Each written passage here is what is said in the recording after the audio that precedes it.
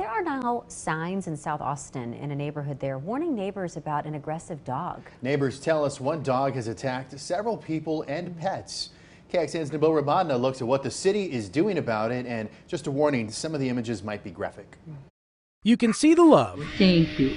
Thank you for those puppy kisses. Glo Villarreal has for her best friend, Tallulah. Jessica Boston and her dog share a close bond as well. This is Ladybird.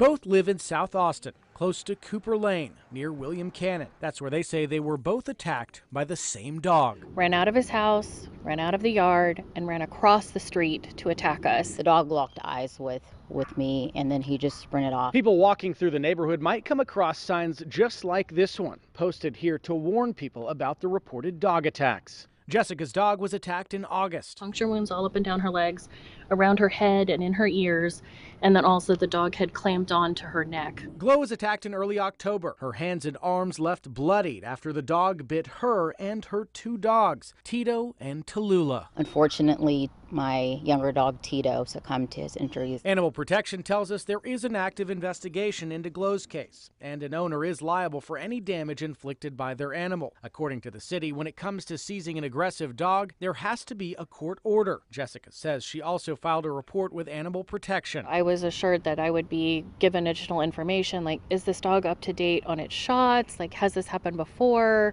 And I never received any additional information. Both are wondering why it's taking so long to come up with a solution. Everyone concerned that if something isn't done soon, there could be even more attacks. I'm not able to move on knowing that the neighborhood isn't safe. Nabil Ramadna, KXAN News.